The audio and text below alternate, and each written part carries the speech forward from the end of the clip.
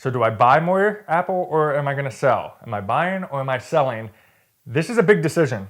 Well, welcome back to the Sweet Lifers. Yes, this community right here, we call ourselves Sweet Lifers, thanks to the community poll. That's what you guys voted on, and that's what we shall call ourselves. And Sweet Lifers are all about living your ultimate desired sweet life through smart money management and personal finance tips and tricks that we share on this channel every day. So if you're not a Sweet Lifer, become one right now, subscribe today. But we're gonna talk about Warren Buffett and all of a sudden his pivot and his sale of a ton of shares of Apple stock. Why is he doing that? And if you are either one, thinking about buying Apple stock, or two, you hold a position in Apple and you're wondering, should I also get out of my position in Apple and sell some of the shares?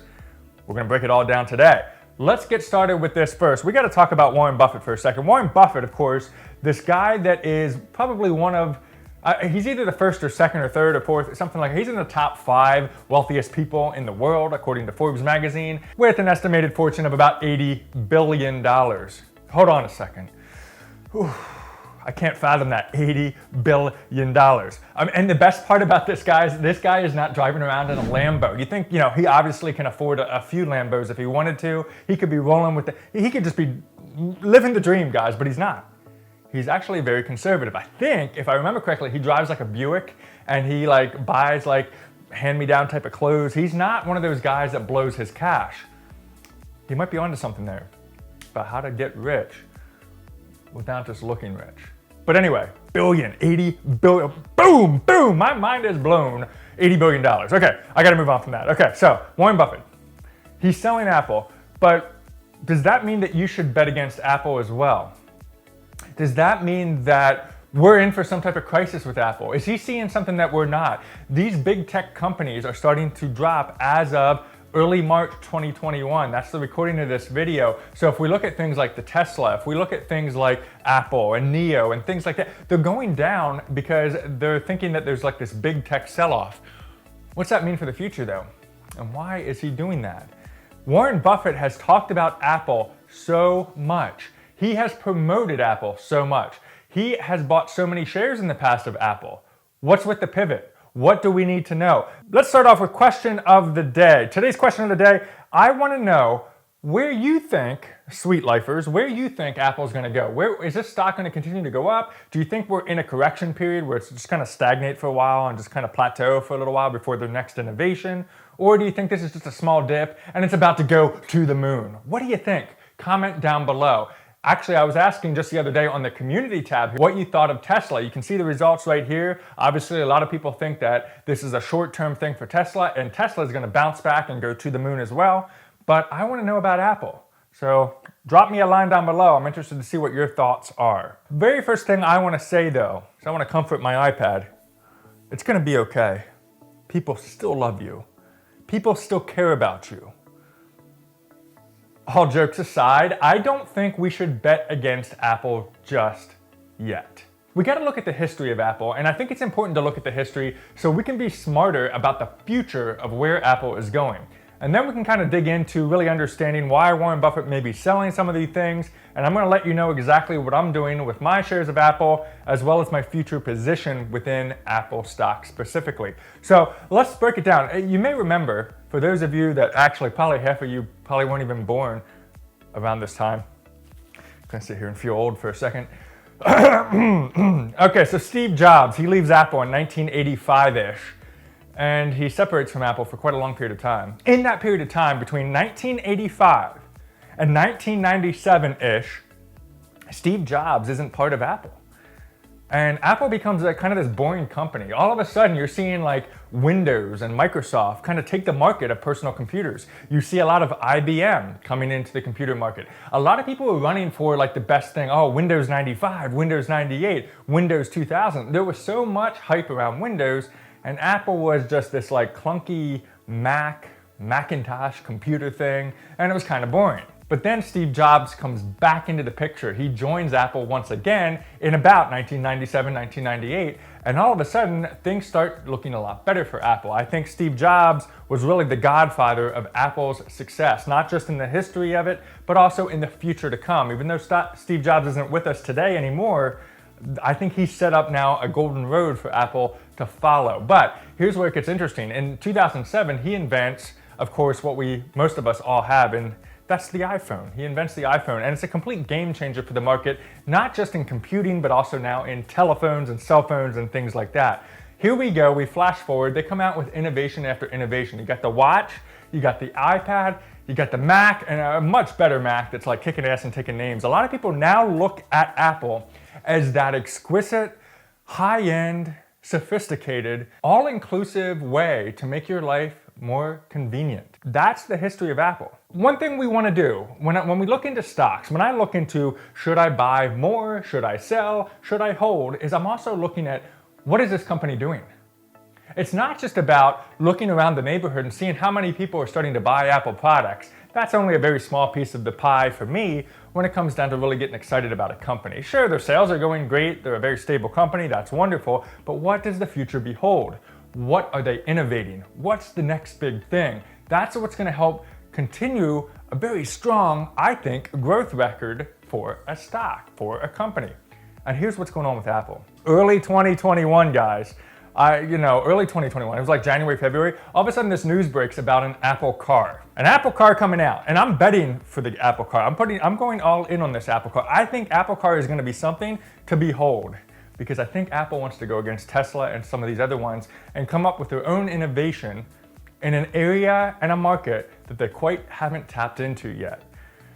And this rumor was talking about their partnership with Hyundai, I think it was, the maker of Kia. Then all of a sudden it was kind of like, no, we're not working with Kia. We're not doing anything like that. Who knows? Maybe they are, maybe they aren't. Maybe they're working with like Ford or GM. We don't know yet. Around California, very close to the Apple headquarters, there has been sightings of prototype vehicles that are aiming to try to self-drive themselves in an electric vehicle format that they are tying to a prototype that Apple is testing. So here we go. We got vehicles on the road from Apple. I think they're innovating, guys, and I think this is something we need to keep an eye on. One thing they haven't tapped into yet is how we get from point A to point B. Having a car in that arsenal gives us the opportunity now to get in a car, get excited about going to work, and having Siri drive us there. Siri, take me to work. Okay, Boomer. And off she'll go, guys, and off she'll go. I'd even go as far to say that I think that because of what Apple has done outside of the car, but what I was mentioning earlier is now they're taking the space of the IBM and the Microsoft. I see so many people now transitioning from the Windows platform to the Mac platform. I'm one of them myself. I've owned a Windows computer since 1997. I was a kid then. I'm not that old, guys. I'm not that old. But, maybe I am. I don't know. How old are you? But this past year, I got a Mac and I've never looked back. This thing is powerful. It makes things happen. So I wouldn't bet against Apple. I think they have a lot more to come. Apple's strong financial performance over the last decade, few companies have managed to grow revenue or free cash flow so quickly and consistently. Look at that. 2010, 65 billion, up to 294 billion of revenue in quarter one of 2021. Their free cash flow going from $16.6 billion to $80.2 billion. And the return on invested capital, this is right here, all about the innovation I was talking about earlier, was 34% in its last fiscal quarter, meaning the company earned 34 cents for every $1 invested in the business. That, my friend, is a smart company. And by the way, I got this from the Motley Fool. They have a great service where they can help you figure out the best ways to start investing if you're a beginner or even if you're a little bit more immediate and advanced. I think it's a great way to get your knowledge up on the stock market. Link down in the description below. So let's get back to the matter at hand. Why did Buffett sell Apple? What am I doing with Apple? I want to start with a 1988, now I'm really throwing it back, guys, 1988 letter to the shareholders that Warren Buffett put out. And he said, quote, "When we own portions of outstanding businesses with outstanding managements, our favorite holding period is forever."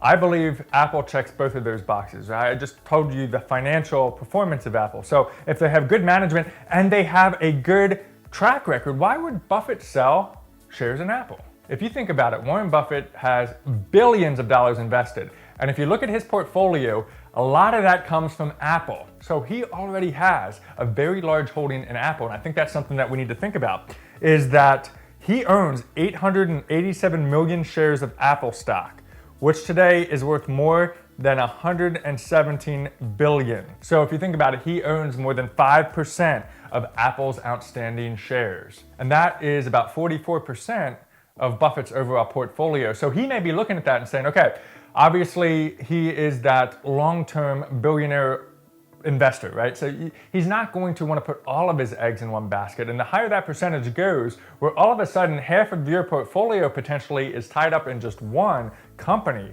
that could be very, very dangerous. And so he is likely pulling back. He did not sell all of his shares. He still owns a ton more shares than you and I do, for sure. You know, I mean, he could sell 10% and still kick our butt and take our names, guys. That's his positioning right now. He owns that. He has that power. Just because he's doing that does not mean he's betting against the company. And I think what's happening is some people saw that on the news. They're like, oh God, Warren Buffett is selling. I think I need to sell. What he's doing is he's rebalancing. He's being smart and not putting all the eggs in one basket. He still owns a ton. He still loves Apple, but he's spreading that out to be smart with his overall portfolio. So here I am in my Webull portfolio. By the way, get yourself a Webull portfolio and up to 2 free stocks or more, depending on depositing your first $100. Click the link down below. You'll get a free stock just for signing up with Webull. You got to check it out. Link down below. What am I going to do? I have 2 choices here. I own some positions in Apple. I have 4 shares within Webull of Apple. Do I buy more? Do I sell more? What am I going to do? I'm gonna buy. With everything I just said, this is just what makes Apple appealing in my mind, and I hope it gives you some insight on, don't just go off of one person's actions. Don't just look at the headline of the news and say, Warren Buffett sells Apple, I need to do the same thing. Be smart, because remember, you're a sweet lifer. It's about being smart with our money, paying off debt, building up wealth, investing smartly so that you can be powerful, because you deserve it. Here's some other videos you're gonna find super interesting. You gotta check them out. And until next time, we'll see you a little bit later. That was an interesting end.